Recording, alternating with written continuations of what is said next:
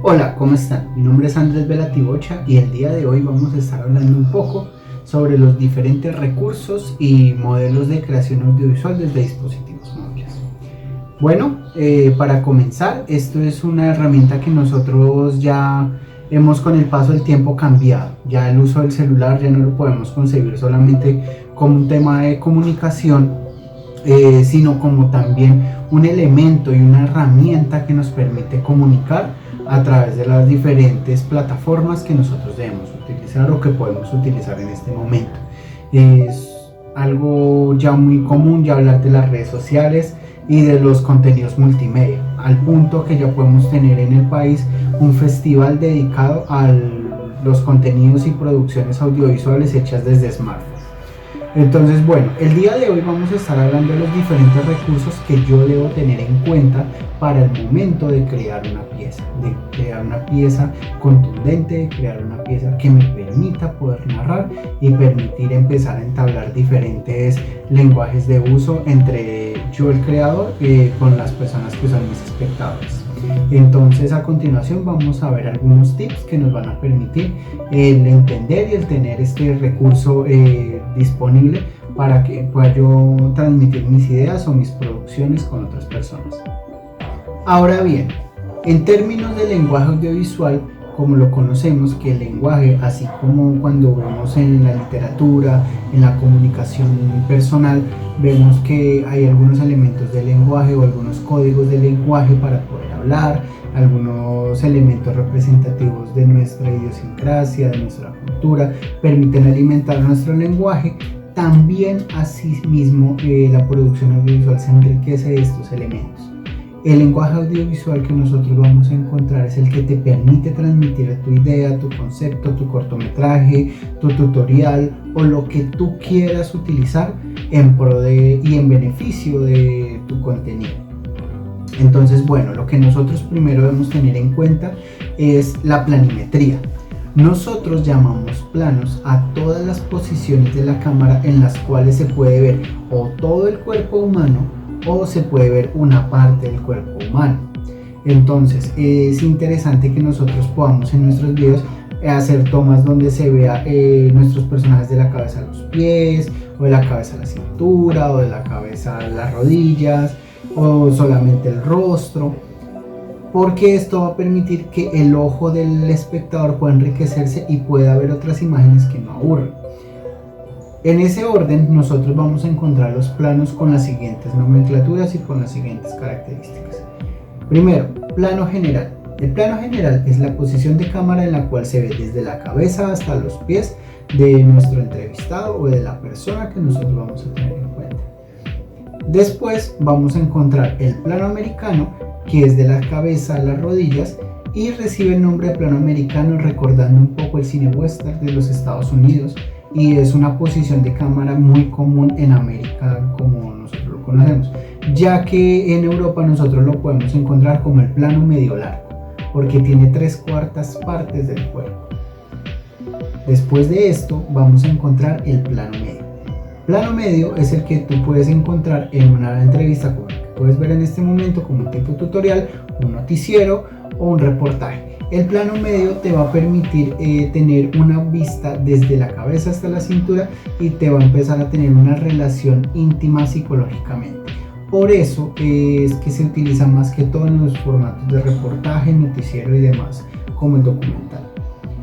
Hasta este momento hemos visto 3 planos. Estos 3 planos nosotros los conocemos también como planos de referencia, porque permiten mostrar un entorno del personaje, el que es.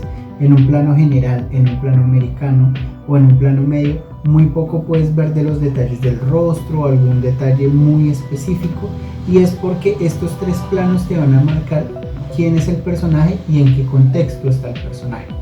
Pero si tú quieres empezar a hablar de la psicología del personaje, vas a empezar a utilizar los siguientes planos. Plano medio corto, que es hasta la mitad del abdomen. Este plano es un poco más cercano, es un plano donde podemos ver más detalles y podemos ver más allá de donde se desarrolla la historia quién es el personaje que me la está contando o bajo qué personaje estoy viajando en la historia que estoy viendo. El siguiente que nosotros vamos a encontrar es el primer plano, que es el muy común, que es solamente el rostro, Y después vamos a encontrar el primer plano, que puede ser de los ojos, de la boca o de la nariz. Y así, con estas diferentes posiciones de la cámara o planos como nosotros los conocemos, al grabar diferentes en una historia, voy a permitir enriquecer mi lenguaje audiovisual, ya que si solo lo tengo en una posición, va a ser un poco como si fuera una obra de teatro. Y recuerden que nosotros lo que estamos haciendo es generación de contenido audiovisual. Para este efecto funciona mucho una posición de cámara, porque es una interpretación de tipo enseñanza, de tipo tutorial. Entonces la posición de cámara no varía bastante, pero lo que podemos hacer es empezar a revisar el tema de cuáles planos son los mejores para mi producción audiovisual, qué es la posición de cámara que más me funciona, y cómo con esto yo puedo empezar a generar un transporte de contenido, una visualización de contenido de una forma más amigable con mi espectador. Algo que también yo debo tener en cuenta es la posición de mi personaje. Ustedes lo pueden notar, yo me encuentro hacia uno de los costados. Esto en la fotografía y el audiovisual nosotros lo llamamos la leptospersis o la leptospersis. Esta ley nos habla que el personaje, al estar en el centro del video, va a aparecer un punto muerto, ya que el ojo no percibe lo más importante a primera vista al centro, como nosotros nos han enseñado como las fotos de carnet, sino que lo que va a hacer mi personaje es que me va a llamar la atención cuando esté haciendo los costados. Es dividir imaginariamente mi pantalla o mi visor en 9 partes iguales, y en esos extremos donde se conectan las líneas horizontales y verticales, ahí debo poner a mi elemento o a mi personaje de interés, para que en el otro espacio pueda tener un espacio libre para dejar alguna animación, dejar alguna información, o que me muestre un poco del entorno en el que se desarrolla la historia o el entorno donde está mi personaje.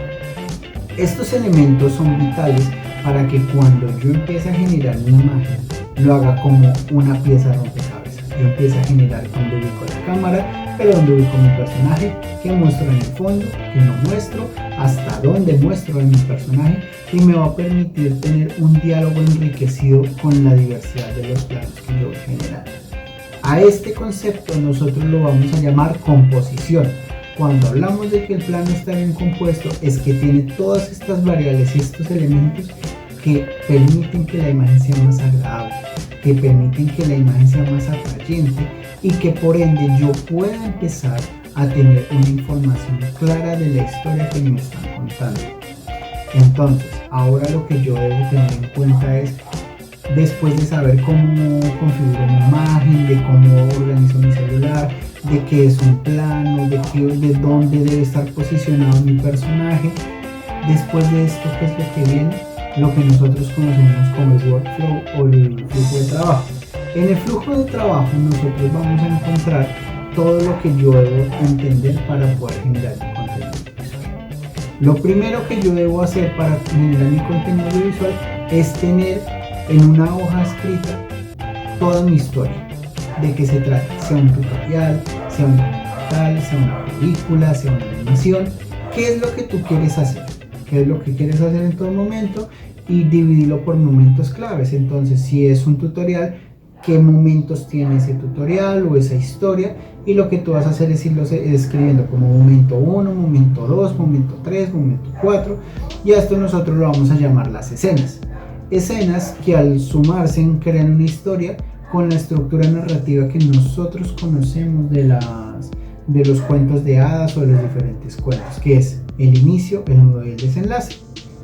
Independientemente de que esto no sea una historia de ficción, sino que sea un tutorial, también tiene un inicio, un nudo y un desenlace de la siguiente manera. El inicio es cuando tú presentas los personajes, sea la historia que sea el formato que sea. El nudo es donde vemos una situación problemática o una situación donde se desenvuelven diferentes elementos, y el desenlace es como finaliza. Esto nosotros lo conocemos como la estructura narrativa de mi historia.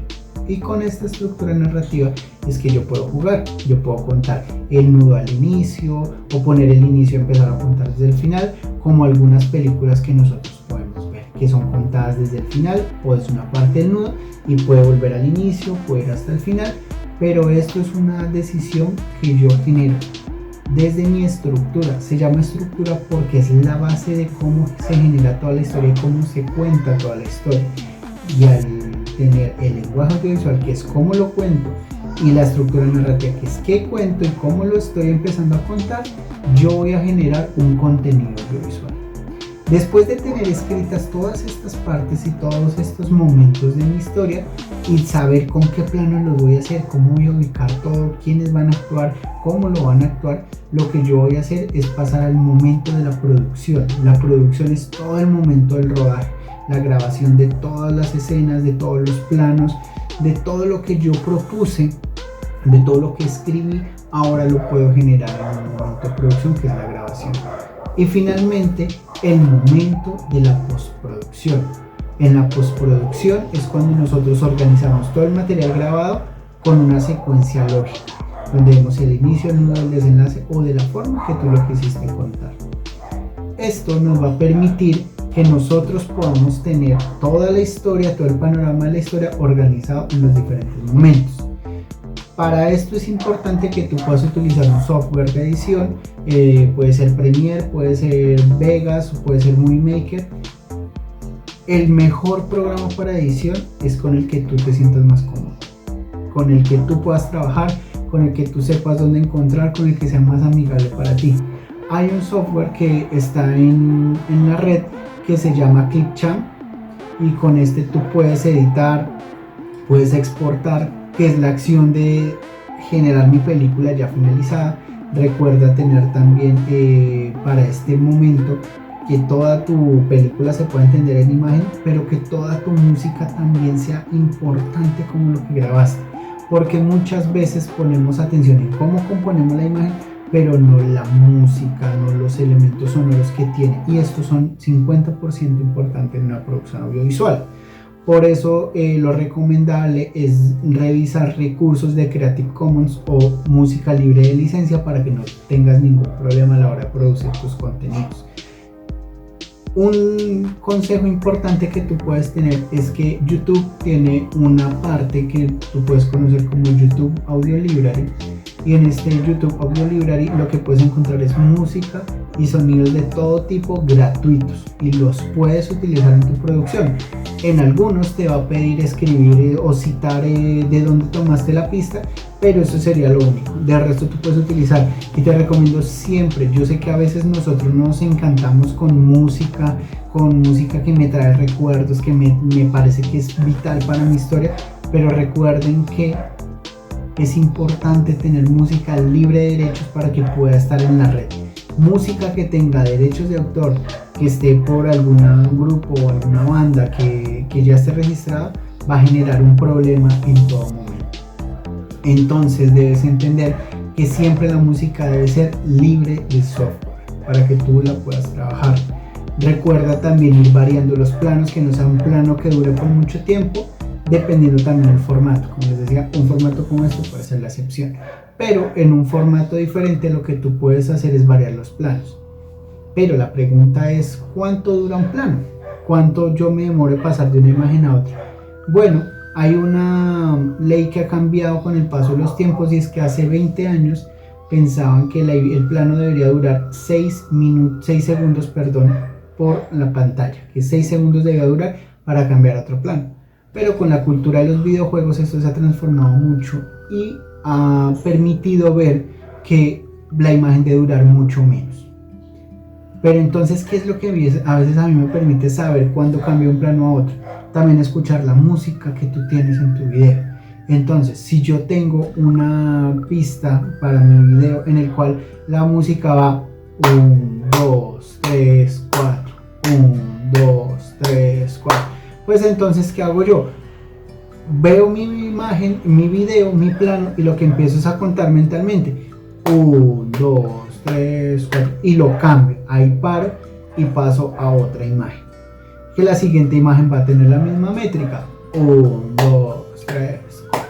Por eso es importante ver en qué tipo de compás está mi canción que yo voy a escoger, porque puede ser la clásica, que es 4/4, que es 1, 2, 3, 4, o puede ser un 3 cuartos, que es un 1, 2, 3, 1, 2, 3, 1, 2, 3. Y esto me va a permitir ver qué tan rápido, qué tan lenta va a ser mi producción, porque si yo tengo un compás como este, la imagen va a durar esto, va a durar 1, 2, 3, cambio de imagen, 1, 2, 3, mi imagen, 1, 2, 3. Pero por ejemplo, si yo tengo un 6 octavos que ya son un poco más rápidas, pues entonces ya vemos que esto es un formato un poco más videoclip, y así mismo yo puedo empezar a montar mis imágenes. Con la música que yo tengo puedo trabajar de forma que sea armónica y que cuando la música me va contando algo, también me lo está contando la imagen, con la composición que yo hice y con el tiempo que me va marcando que dure en pantalla. Esto siempre lo debo tener en cuenta también, es para poder generar un buen lenguaje y una buena comunicación con el espectador.